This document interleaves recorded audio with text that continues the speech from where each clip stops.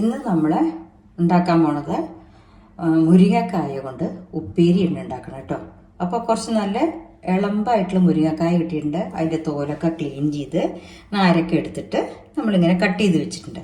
ഇനി ഇതിനെ നമ്മൾ ഒരു ഉപ്പേരി ഉണ്ടാക്കാനാണ് പോണം. അതിന് എന്തൊക്കെ എടുക്കേണ്ടതെന്നുള്ളത് കാണിച്ചു തരാം കേട്ടോ. മുരിങ്ങക്കായുടെ ഉപ്പേരിക്ക് നമ്മൾ എടുത്തിരിക്കുന്ന ഒരു വലിയ ഉള്ളി, പിന്നെ കാശ്മീരി ചില്ലി പൗഡർ, മഞ്ഞൾപ്പൊടി, പിന്നെ ഉപ്പും കേട്ടോ. ഉപ്പ്, ഈ 4 ഐറ്റമാണ് വേണ്ടത്. അപ്പോൾ ഇത് നമ്മൾ ആദ്യം മിക്സിയിലൊന്ന് അരച്ചെടുക്കണം. വലിയ ഉള്ളി, മുളക് പൊടി, മഞ്ഞൾപ്പൊടി, ഉപ്പും ഇട്ടിട്ട് മിക്സിയിലൊന്ന് ചതച്ചെടുക്കുക. അരയ്ക്കണ്ട, നല്ലോണം വെണ്ണമരി അരയ്ക്കണ്ട, ചതച്ചെടുത്താലും മതി കേട്ടോ.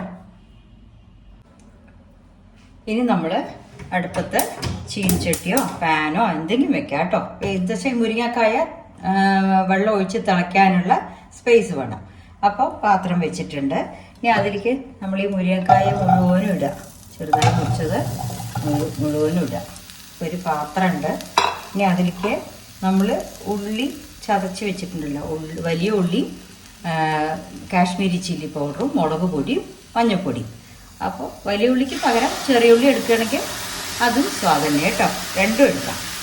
ഇനിയിപ്പോൾ കുറച്ച് നല്ല വെള്ളം ഒഴിച്ചിട്ട് ഈ മുരിങ്ങക്കായ നന്നായിട്ട് ഇതിൽ വെന്ത് വരണം. ഈ ഉള്ളിയും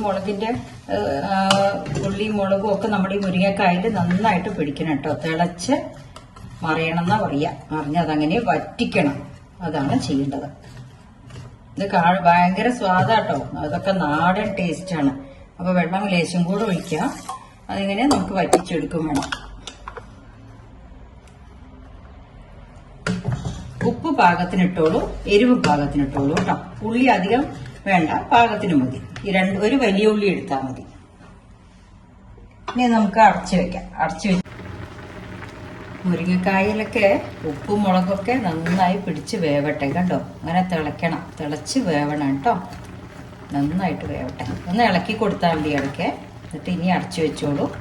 കായ വേവട്ടെ, ഉടയരുത്, പക്ഷെ വെന്ത് കിട്ടണം കേട്ടോ.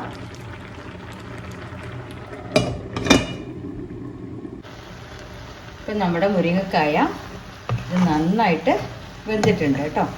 അപ്പോൾ മുളകും അതിൽ ഉപ്പും ഒക്കെ പിടിച്ചിട്ടുണ്ട്. ഇനി അതിൽ ചെയ്യാൻ എന്താ വെച്ചാൽ കുറച്ച് കരിവേപ്പിൻ്റെ ഇട്ട് വെളിച്ചെണ്ണ ഇട്ടിട്ട് ആ വെള്ളം പറ്റ ഡ്രൈ ആക്കി എടുക്കണം കേട്ടോ. വെളിച്ചെണ്ണ ഒഴിക്കണം.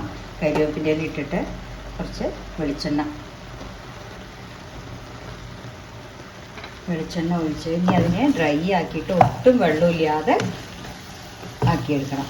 നല്ല സ്വാദായിട്ട് ഉപ്പേരി കേട്ടോ. അത് ഇളമ്പ് മുരിങ്ങക്കായല്ലേ, മൂത്തത് ഇത്ര സ്വാദുണ്ടാവില്ല. ഇതുമാതിരി ഇളമ്പായിട്ടുള്ളതുണ്ടെങ്കിൽ ഉപ്പേരി വെച്ചിട്ടുണ്ടെങ്കിൽ നല്ല സ്വാദാണ്. ഞാൻ ഒന്ന് ഡ്രൈ ആക്കിയിട്ട് കാണിച്ചു തരാം കേട്ടോ. മുരിങ്ങക്കായ ഉപ്പേരിയിൽ നമ്മൾ ഉള്ളി മുളക് അരച്ചൊഴിച്ചപ്പോൾ ചുവന്ന കളറായിരിക്കും അല്ലേ. അതിങ്ങനെ നമ്മുടെ ഈ വെളിച്ചെണ്ണയിലൊക്കെ മുരിഞ്ഞിട്ടേ നല്ല ഒരു ലൈറ്റ് ബ്രൗൺ കളർ ആവും കേട്ടോ. നമ്മുടെ വെള്ളം വറ്റുകയും ചെയ്യും മുരിങ്ങക്കായയിലത്തെ. പിന്നെ അതൊന്ന് ലൈറ്റ് ബ്രൗൺ ആകും. വെളിച്ചെണ്ണയൊക്കെ ഒഴിച്ച കാരണം ഉള്ളി മുരിഞ്ഞ് നല്ലൊരു വാസനയുണ്ടാകും. ചിലവരിതിൽ 1-2 ഉരുളക്കിഴങ്ങൊക്കെ മുറിച്ചിടും. അങ്ങനെയും ഉണ്ടാക്കാം കേട്ടോ. വെല്ലുള്ളിയൊക്കെ മുറിച്ചിട്ടിട്ട് അങ്ങനെയും ചെയ്യും. ഇതിപ്പോൾ നമ്മൾ വെറും മുരിങ്ങക്കായ മാത്രമേ എടുത്തിട്ടുള്ളൂ. വെന്തിട്ടുണ്ട്. ഞാൻ മുരിങ്ങക്കായുടെ ഉള്ളിലേക്ക് ഈ ഉള്ളിയുടെയൊക്കെ പുറത്ത വാസന വരും. ഇപ്പം നമ്മുടെ ഉപ്പേരി റെഡി ആയിട്ടുണ്ട്. ഓക്കെ, ഈ മുരിങ്ങക്കായുടെ ഉപ്പേരി ഉണ്ടല്ലോ, ഒട്ടും അഭിമാനം നോക്കണ്ട കേട്ടോ. നന്നായിട്ട് ചവച്ചരച്ചന്നെ കഴിക്കണേ. അല്ലാണ്ട് ആ സ്റ്റിക്ക് ഇങ്ങനെ ഇംഗ്ലീഷ് സ്റ്റൈലൊന്നും കഴിക്കണ്ട. ചവച്ചരച്ച് കഴിച്ചാൽ അതിൻ്റെ സ്വാദ് മുഴുവനായിട്ടുണ്ടാവും കേട്ടോ. അപ്പോൾ എല്ലാവരും ഉണ്ടാക്കി നോക്കൂ. Okay, thank you.